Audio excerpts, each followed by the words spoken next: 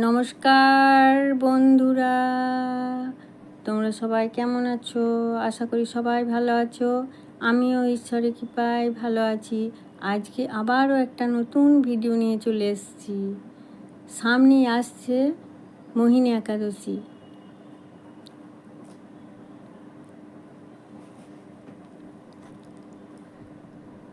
মোহিনী একাদশী কেন আমরা পালন করব আর কিভাবে পালন করব আর কবে শুরু হবে মোহিনী একাদশী, সেই নিয়েই আজকের ভিডিও।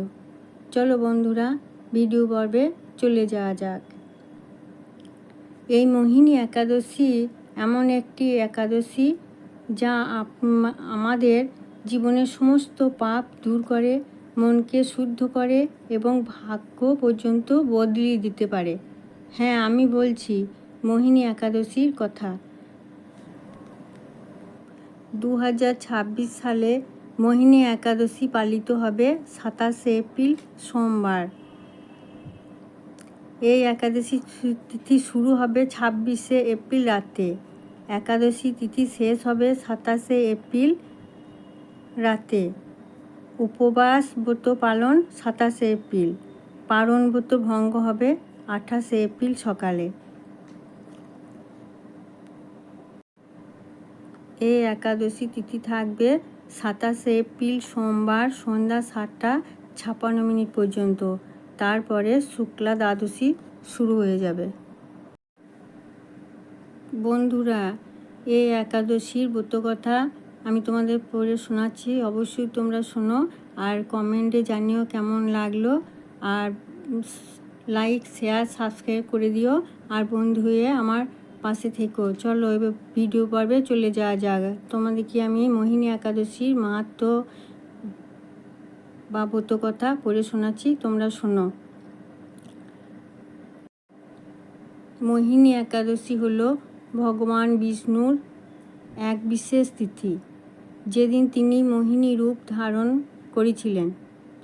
এই একাদশী পালন করলে জীবনের সকল দুঃখ কষ্ট দূর হয় এবং পাপের ফল নষ্ট হয় বলে বিশ্বাস করা যায়।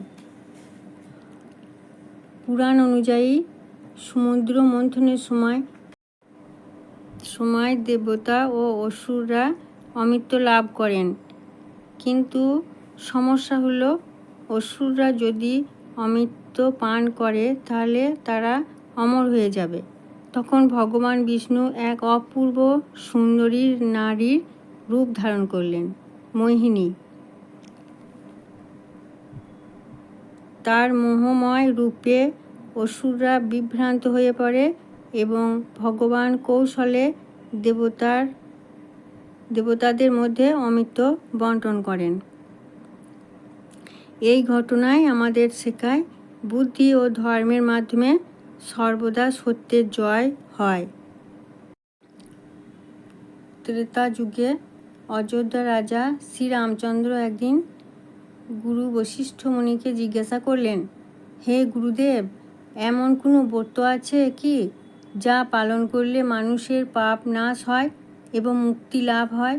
তখন ঋষি বশিষ্ঠ মৃদু হাসি দিয়ে বললেন, হে রাম, বৈশাখ মাসের শুক্লাপক্ষের একাদশী, যা মোহিনী একাদশী নামে পরিচিত, সেই এক ব্রত সমস্ত পাপ ধ্বংস করে এবং জীবনকে মহামায়া থেকে মুক্তি দেয়।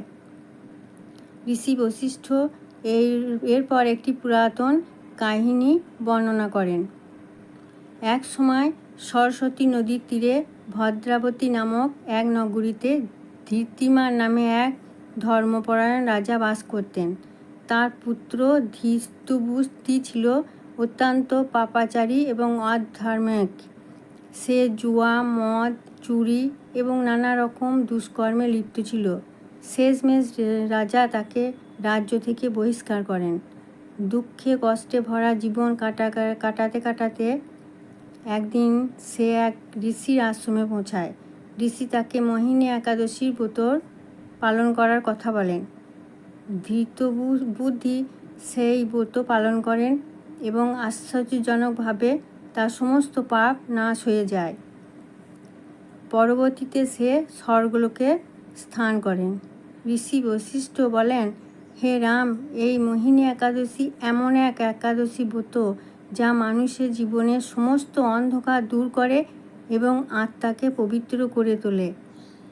তাই বন্ধুরা, মোহিনী একাদশী শুধু একটি ব্রত নয়, এটি আমাদের জীবনে মহামায়া কাটিয়ে সত্যের পথে শিক্ষা দেয়। যদি আপনি ভক্তিভরে এই ব্রত পালন করেন, তাহলে জীবনে শান্তি, সুখ এবং আধ্যাত্মিক উন্নতি লাভ করবেন।